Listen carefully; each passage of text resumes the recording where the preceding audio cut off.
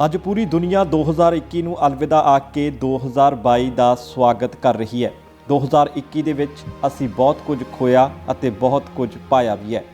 ਪੰਜਾਬ ਤੇ ਪੰਜਾਬੀਆਂ ਦੀ ਗੱਲ ਕਰੀਏ ਤਾਂ ਪੰਜਾਬੀਆਂ ਨੇ ਸਾਲ 2021 ਦਾ ਸਵਾਗਤ ਦਿੱਲੀ ਵਿਖੇ ਲੱਗੇ ਕਿਸਾਨੀ ਅੰਦੋਲਨ ਦੇ ਮੋਰਚਿਆਂ ਵਿੱਚ ਹੀ ਕੀਤਾ ਹੈ।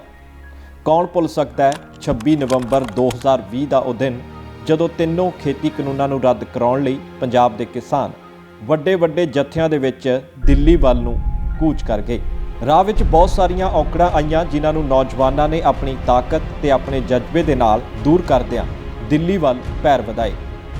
ਰਸਤੇ ਦੇ ਵਿੱਚ ਸਰਕਾਰ ਨੇ ਪੁਲਿਸ ਲਗਾ ਕੇ ਕਿਸਾਨਾਂ ਨੂੰ ਰੋਕਣਾ ਚਾਹਿਆ ਤਾਂ ਨਵਦੀਪ ਸਿੰਘ ਵਰਗੇ ਨੌਜਵਾਨ ਅੱਗੇ ਆਏ ਜਿਸ ਨੇ ਪੁਲਿਸ ਦੇ ਵਾਟਰ ਕੈਨਨ ਦੀਆਂ ਤੋਪਾਂ ਦੇ ਮੂੰਹ ਹੀ ਮੋੜ ਦਿੱਤੇ। ਨਵਦੀਪ ਦੀ ਤਰ੍ਹਾਂ ਹੋਰ ਵੀ ਸੈਂਕੜੇ ਅਜਿਹੇ ਨੌਜਵਾਨ ਅੱਗੇ ਆਏ ਜਿਨ੍ਹਾਂ ਦੇ ਜੋਸ਼ ਨੇ ਕਿਸਾਨਾਂ ਨੂੰ ਦਿੱਲੀ ਤੱਕ ਪਹੁੰਚਾ ਦਿੱਤਾ ਤੇ ਆਖਿਰ ਦਿੱਲੀ ਦੇ ਸਿੰਘੂ ਤੇ ਟਿਕਰੀ ਬਾਰਡਰਾਂ ਤੇ ਕਿਸਾਨਾਂ ਨੇ ਆਪਣੇ ਪਿੰਡ ਵਸਾ ਲਏ। एक मंडी जो इन्होंने बनाई उसमें कायदा कानून ही नहीं, ये किसान को लूटने की एक अलग चाल है।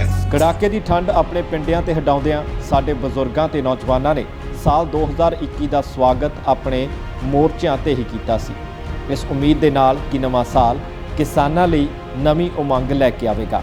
ਸਾਲ 2021 ਦੇ ਸਾਰੇ 12 ਦੇ 12 ਮਹੀਨੇ ਕਿਸਾਨੀ ਸੰਘਰਸ਼ ਦੇ ਨਾਮ ਰਹੇ ਨੇ ਤੇ ਇਸੇ ਦੌਰਾਨ ਸਾਡੇ ਸੈਂਕੜੇ ਆਪਣੇ ਸਾਡੇ ਤੋਂ ਹਮੇਸ਼ਾ ਲਈ ਵਿਛੜ ਗਏ ਨੇ ਜਿਨ੍ਹਾਂ ਨੇ ਕਿਸਾਨੀ ਸੰਘਰਸ਼ ਦੇ ਲਈ ਆਪਣੀਆਂ ਜਾਨਾਂ ਤੱਕ ਲੇਖੇ ਲਗਾ ਦਿੱਤੀਆਂ। ਇਹੋ ਕਾਰਨ ਹੈ ਕਿ ਅੱਜ ਸਾਥੋਂ ਵਿਛੜੇ ਸਾਡੇ ਸਾਰੇ ਸਾਥੀਆਂ ਨੂੰ ਸ਼ਹੀਦਾਂ ਦਾ ਦਰਜਾ ਦਿੱਤਾ ਗਿਆ ਹੈ ਤੇ ਅਸੀਂ ਮਾਣ ਦੇ ਨਾਲ ਆਪਣੇ ਸ਼ਹੀਦਾਂ ਨੂੰ ਯਾਦ ਕਰਦੇ ਹਾਂ।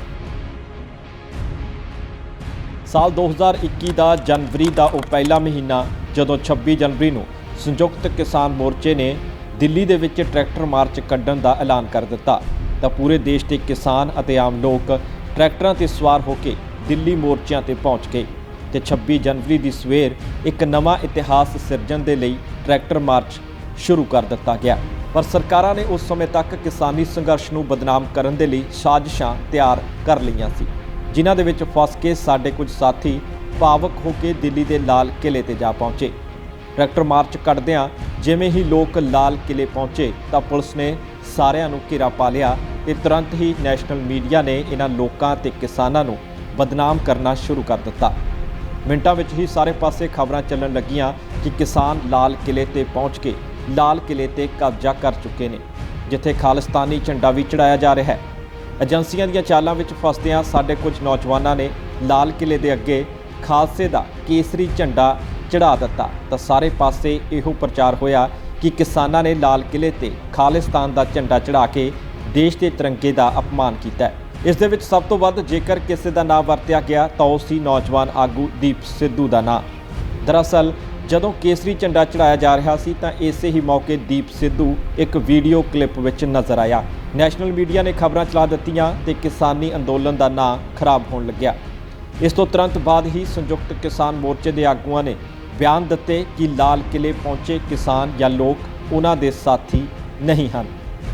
ਇਸੇ ਦੌਰਾਨ ਸ਼ਾਮ ਹੁੰਦਿਆਂ ਦੀਪ ਸਿੱਧੂ ਪੂਰੀ ਤਰ੍ਹਾਂ ਦੇ ਨਾਲ ਵਿਲਨ ਬਣਾ ਦਿੱਤਾ ਗਿਆ ਤੇ ਆਖਿਰਕਾਰ ਦੀਪ ਸਿੱਧੂ ਨੂੰ ਭੱਜ ਕੇ ਹੀ ਆਪਣਾ ਬਚਾਅ ਕਰਨਾ ਪਿਆ।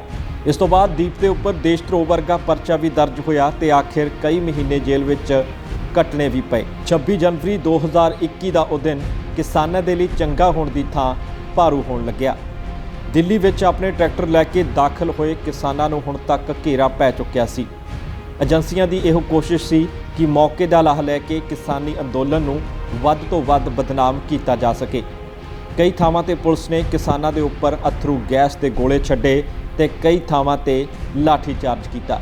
ਆਖਿਰਕਾਰ ਇਸੇ ਦੌਰਾਨ ITO ਚੌਂਕ ਤੇ ਇੱਕ ਘਟਨਾ ਵਾਪਰਦੀ ਹੈ ਜੋ ਸਭ ਨੂੰ ਸੁੰਨ ਕਰਕੇ ਰੱਖ ਦਿੰਦੀ ਹੈ। ਇਸ ਘਟਨਾ ਦੇ ਵਿੱਚ ਨੌਜਵਾਨ ਨਵਰੀਤ ਸਿੰਘ ਆਪਣੀ ਜਾਨ ਗਵਾ ਦਿੰਦਾ ਹੈ।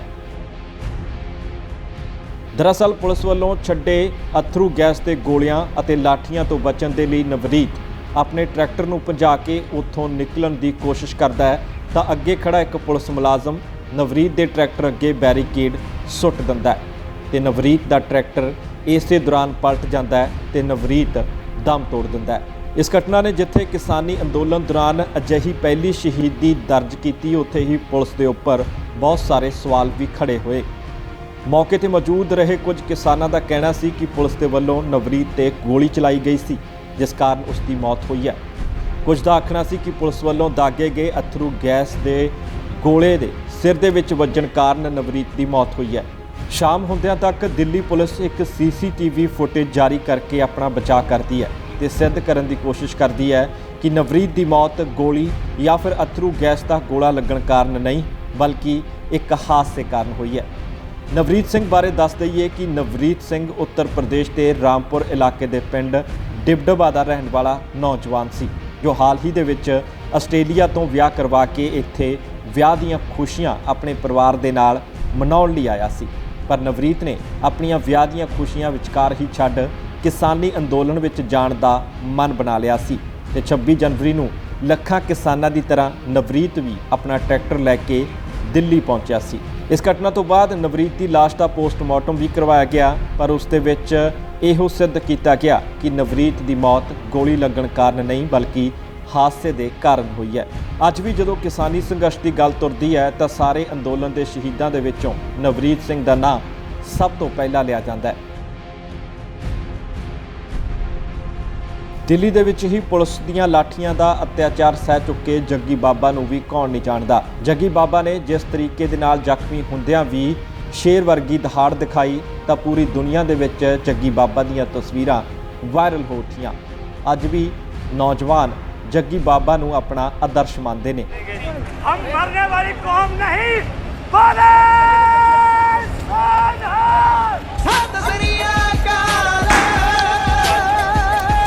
ਇਸੇ ਤਰੀਕੇ ਦੇ ਨਾਲ ਇਸ ਅੰਦੋਲਨ ਦੇ ਦੌਰਾਨ ਨੌਜਵਾਨ ਆਗੂ ਲੱਖਾ ਸਿਧਾਣਾ ਦਾ ਨਾਂ ਵੀ ਖੂਬ ਉੱਭਰ ਕੇ ਸਾਹਮਣੇ ਆਇਆ। ਲੱਖਾ ਸਿਧਾਣਾ ਨੇ ਇਸ ਕਿਸਾਨੀ ਅੰਦੋਲਨ ਦੌਰਾਨ ਵੱਡੀ ਗਿਣਤੀ ਦੇ ਵਿੱਚ ਨੌਜਵਾਨਾਂ ਨੂੰ ਅੰਦੋਲਨ ਦੇ ਨਾਲ ਜੋੜਿਆ ਜਿਨ੍ਹਾਂ ਨੌਜਵਾਨਾਂ ਨੇ ਕਿਸਾਨੀ ਅੰਦੋਲਨ ਦੇ ਲਈ ਆਪਣੀ ਸਿਰ ਧੜ ਦੀ ਬਾਜੀ ਤੱਕ ਲਗਾ ਦਿੱਤੀ। ਜੇਕਰ ਗੱਲ ਨਵਰੀਤ ਦੀ ਸ਼ਹਾਦਤ ਤੱਕ ਰੁਕਦੀ ਤਾਂ ਵੀ ਸ਼ਾਇਦ ਬਰਦਾਸ਼ਤ ਹੋ ਜਾਂਦਾ ਪਰ ਇਸ ਕਿਸਾਨੀ ਅੰਦੋਲਨ ਦੇ ਵਿੱਚ ਅਸੀਂ ਆਪਣੇ 750 ਦੇ ਕਰੀਬ ਕਿਸਾਨਾਂ ਦੀਆਂ ਕੁਰਬਾਨੀਆਂ ਦਿੱਤੀਆਂ ਨੇ ਜਿਨ੍ਹਾਂ ਦੇ ਕਾਰਨ ਹੀ ਕਿਸਾਨੀ ਅੰਦੋਲਨ ਦੀ ਜਿੱਤ ਹੋਈ ਹੈ।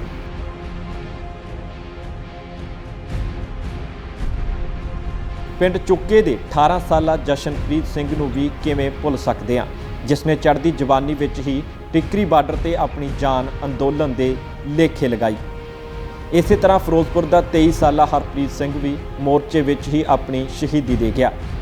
ਅਸੀਂ ਕਿਵੇਂ ਭੁੱਲ ਸਕਦੇ ਹਾਂ ਗੜਸ਼ੰਕਰ ਦੇ ਨੌਜਵਾਨ ਗੁਰਜਿੰਦਰ ਸਿੰਘ, ਨਵਾਂ ਸ਼ਹਿਰ ਦੇ ਰਾਜਕੁਮਾਰ, ਪਾਇਲ ਦੇ ਬਲਜਿੰਦਰ ਸਿੰਘ, ਨਵਾਂ ਸ਼ਹਿਰ ਦੇ ਹੀ ਗੁਰਪ੍ਰੀਤ ਸਿੰਘ, ਸਰਨੌਰ ਦੇ ਗੁਰਪ੍ਰੀਤ ਸਿੰਘ, ਬਠਿੰਡਾ ਦੇ ਜਤਿੰਦਰ ਸਿੰਘ ਅਤੇ ਹੋਰਨਾਂ ਉਹਨਾਂ ਨੌਜਵਾਨਾਂ ਨੂੰ ਜਿਨ੍ਹਾਂ ਨੇ ਭਰ ਜਵਾਨੀ ਦੇ ਵਿੱਚ ਆਪਣੀਆਂ ਸ਼ਹੀਦੀਆਂ ਦੇ ਨਾਲ ਸਾਡੇ ਕਿਸਾਨੀ ਅੰਦੋਲਨ ਨੂੰ ਸਿੰਜਿਆ। 26 ਜਨਵਰੀ 2021 ਤੋਂ ਪਹਿਲਾਂ ਅਤੇ ਬਾਅਦ ਵਿੱਚ ਵੀ ਕਿਸਾਨਾਂ ਅਤੇ ਸਰਕਾਰ ਵਿਚਕਾਰ ਕੁੱਲ 13 ਦੌਰ ਦੀਆਂ ਮੀਟਿੰਗਾਂ ਹੋਈਆਂ ਪਰ ਹਰ ਵਾਰ ਸਰਕਾਰ ਨੇ ਕੋਈ ਨਾ ਕੋਈ ਬਹਾਨਾ ਹੀ ਲਗਾ ਕੇ ਰੱਖਿਆ। ਹੁਣ ਤੱਕ ਕਿਸਾਨ ਆਗੂ ਸਮਝ ਚੁੱਕੇ ਸੀ ਕਿ ਕੇਂਦਰ ਸਰਕਾਰ ਇੰਨੀ ਆਸਾਨੀ ਦੇ ਨਾਲ ਆਪਣੇ ਤਿੰਨੇ ਕਾਨੂੰਨ ਵਾਪਸ ਨਹੀਂ ਲਵੇਗੀ। ਇਸੇ ਲਈ ਕਿਸਾਨਾਂ ਨੂੰ ਇਕੱਠੇ ਹੋ ਕੇ ਭਾਜਪਾ ਦੇ ਖਿਲਾਫ ਪੂਰੇ ਦੇਸ਼ ਦੇ ਵਿੱਚ ਲਹਿਰ ਚਲਾਉਣੀ ਪਈ। ਚਲਦੇ ਮਾਰਚ ਮਹੀਨਾ ਆਇਆ ਜਦੋਂ ਦੇਸ਼ ਦੇ ਚੋਣ ਕਮਿਸ਼ਨ ਨੇ ਦੇਸ਼ ਦੇ 5 ਰਾਜਾਂ ਦੇ ਵਿੱਚ ਵਿਧਾਨ ਸਭਾ ਚੋਣਾਂ ਕਰਾਉਣ ਦਾ ਐਲਾਨ ਕਰ ਦਿੱਤਾ। ਇਹ ਚੋਣਾਂ ਮਾਰਚ ਮਹੀਨੇ ਵਿੱਚ ਅਸਾਮ, ਕੇਰਲਾ, ਤਮਿਲਨਾਡੂ, ਪੌਂਡੀਚੇਰੀ ਅਤੇ ਪੱਛਮੀ ਬੰਗਾਲ ਦੇ ਵਿੱਚ ਹੋਈਆਂ ਜਿੱਥੇ ਸੰਯੁਕਤ ਕਿਸਾਨ ਮੋਰਚੇ ਨੇ ਵੱਖ-ਵੱਖ ਜੱਥੇ ਬਣਾ ਕੇ ਸਾਰੇ ਰਾਜਾਂ ਵਿੱਚ ਜਾ ਭਾਜਪਾ ਦੇ ਖਿਲਾਫ ਜ਼ਬਰਦਸਤ ਪ੍ਰਚਾਰ ਕੀਤਾ ਅਤੇ ਆਖਿਰਕਾਰ ਕਿਸਾਨਾਂ ਦੇ ਵਿਰੋਧੀ ਪ੍ਰਚਾਰ ਦੇ ਕਾਰਨ ਹੀ ਪੱਛਮੀ ਬੰਗਾਲ ਨੂੰ ਜਿੱਤਣ ਦਾ ਸੁਪਨਾ ਦੇਖ ਰਹੀ ਭਾਜਪਾ ਨੂੰ ਕਰਾਰੀ ਹਾਰ ਦਾ ਸਾਹਮਣਾ ਕਰਨਾ ਪਿਆ ਤੇ ਇੱਕ ਵਾਰ ਫਿਰ ਪੱਛਮੀ ਬੰਗਾਲ ਦੇ ਵਿੱਚ ਮਮਤਾ ਬੈਨਰਜੀ ਦੀ ਸਰਕਾਰ ਬਣੀ। ਪੱਛਮੀ ਬੰਗਾਲ ਦੇ ਇਹਨਾਂ ਨਤੀਜਿਆਂ ਨੂੰ ਦੇਖ ਭਾਜਪਾ ਦੀ ਕੇਂਦਰ ਸਰਕਾਰ ਵੀ ਸਮਝ ਚੁੱਕੀ ਸੀ ਕਿ ਦੇਸ਼ ਦਾ ਕਿਸਾਨ ਚੋਣਾਂ ਜਿੱਤਣ ਲਈ ਭਾਜਪਾ ਨੂੰ ਵੱਡੇ ਪੱਧਰ ਤੇ ਰੋਕ ਸਕਦਾ ਹੈ। ਉਧਰ ਕਿਸਾਨ ਆਗੂਆਂ ਨੇ ਵੀ ਐਲਾਨ ਕਰ ਦਿੱਤਾ ਕਿ ਅਗਲੇ ਸਾਲ 2022 ਦੇ ਵਿੱਚ ਆ ਰਹੀਆਂ ਪੰਜਾਬ ਅਤੇ ਉੱਤਰ ਪ੍ਰਦੇਸ਼ ਵਿਧਾਨ ਸਭਾ ਚੋਣਾਂ ਦੌਰਾਨ ਵੀ ਕਿਸਾਨਾਂ ਵੱਲੋਂ ਇਸੇ ਤਰੀਕੇ ਦੇ ਨਾਲ ਭਾਜਪਾ ਦੇ ਵਿਰੁੱਧ ਪ੍ਰਚਾਰ ਕੀਤਾ ਜਾਵੇਗਾ।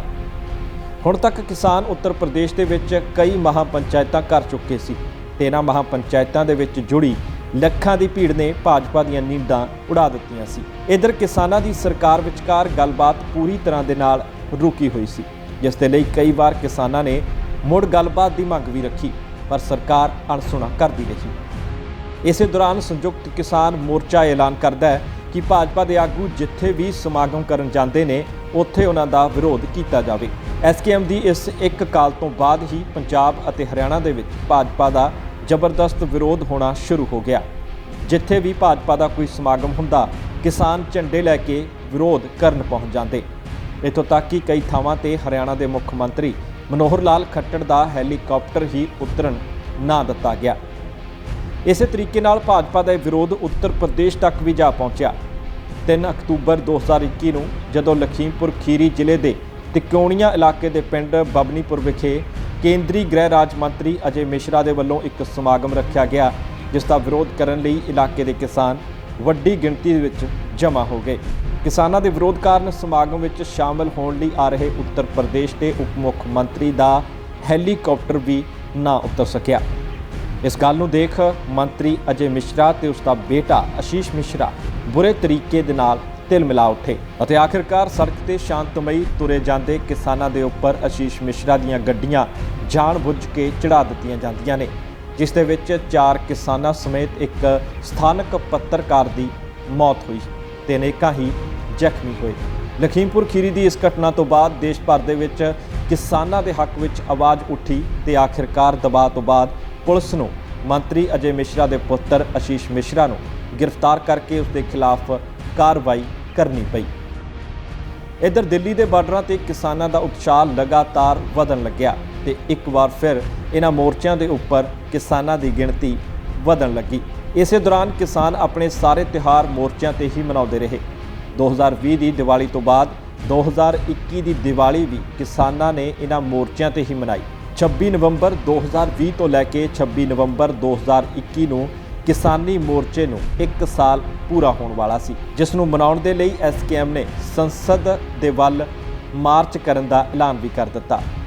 ਪਰ 19 ਨਵੰਬਰ ਦੀ ਸਵੇਰ ਬਾਬਾ ਨਾਨਕ ਦੇ ਗੁਰਪੁਰਬ ਮੌਕੇ ਦੇਸ਼ ਦੇ ਪ੍ਰਧਾਨ ਮੰਤਰੀ ਨਰਿੰਦਰ ਮੋਦੀ ਵਧਾਈ ਦੇਣ ਲਈ ਸਾਰੇ ਚੈਨਲਾਂ ਤੇ ਲਾਈਵ ਹੁੰਦੇ ਨੇ ਤਾਂ ਪ੍ਰਧਾਨ ਮੰਤਰੀ ਐਲਾਨ ਕਰਦੇ ਨੇ ਕਿ ਬਾਬਾ ਨਾਨਕ ਦੇ ਗੁਰਪੁਰਬ ਮੌਕੇ ਦੇਸ਼ ਦੀ ਸਰਕਾਰ ਨੇ ਤਿੰਨੋਂ ਖੇਤੀ ਕਾਨੂੰਨਾਂ ਨੂੰ ਵਾਪਸ ਲੈਣ ਦਾ ਫੈਸਲਾ ਕਰ ਲਿਆ ਹੈ। ਪ੍ਰਧਾਨ ਮੰਤਰੀ ਦੇ ਇਸ ਐਲਾਨ ਨੇ ਕਿਸਾਨਾਂ ਦੇ ਵੱਲੋਂ ਕੀਤੇ ਜਾ ਰਹੇ ਅੰਦੋਲਨ ਨੂੰ ਜਿੱਤ ਦਾ ਸਵਾਦ ਚਖਾ ਦਿੱਤਾ ਤੇ ਚਾਰੇ ਪਾਸੇ ਖੁਸ਼ੀਆਂ ਮਨਾਈਆਂ ਜਾਣ ਲੱਗੀਆਂ। ਪਰ ਇਸ ਦੇ ਨਾਲ ਹੀ ਕਿਸਾਨਾਂ ਤੇ ਦਰਜ ਹੋਏ ਪਰਚਿਆਂ ਨੂੰ ਰੱਦ ਕਰਨ ਅਤੇ ਐਮਐਸਪੀ ਤੇ ਕਮੇਟੀ ਬਣਾਉਣ ਦਾ ਕਿਸਾਨਾਂ ਤੇ ਸਰਕਾਰ ਵਿਚਕਾਰ ਇੱਕ ਸਮਝੌਤਾ ਹੋਇਆ, ਜਿਸ ਤੋਂ ਬਾਅਦ ਕਿਸਾਨਾਂ ਨੇ ਆਪਣੀ ਘਰ ਵਾਪਸੀ ਦਾ ਐਲਾਨ ਕਰ ਦਿੱਤਾ। ਆਖਿਰਕਾਰ 11 ਦਸੰਬਰ 2021 ਦਾ ਉਹ ਦਿਨ ਵੀ ਆਇਆ ਜਦੋਂ ਕਿਸਾਨ ਇਤਿਹਾਸਿਕ ਲੜਾਈ ਜਿੱਤ ਕੇ ਆਪਣੇ ਘਰਾਂ ਨੂੰ ਵਾਪਸ ਆਉਣ ਲੱਗੇ, ਜਿੱਥੇ ਹਰਿਆਣਾ ਅਤੇ ਪੰਜਾਬ ਨੇ ਆਪਣੇ ਇਹਨਾਂ ਕਿਸਾਨਾਂ ਦਾ ਦਿਲ ਖੋਲ੍ਹ ਕੇ ਸਵਾਗਤ ਕੀਤਾ ਤੇ ਅਸਮਾਨ ਤੋਂ ਫੁੱਲਾਂ ਦੀ ਵਰਖਾ ਕਰਕੇ ਆਪਣੇ ਯੋਧਿਆਂ ਦੇ ਘਰ ਵਾਪਸ ਆਉਣ ਦੀ ਖੁਸ਼ੀ ਮਨਾਈ।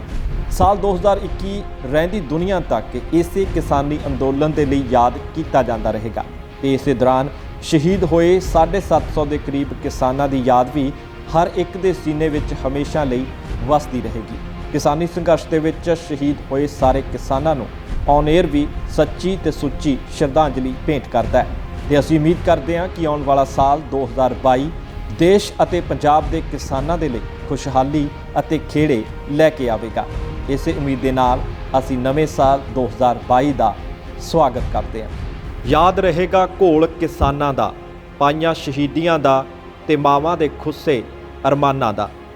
ਕਿਸਾਨ ਮਜ਼ਦੂਰ ਏਕਤਾ ਜਿੰਦਾਬਾਦ।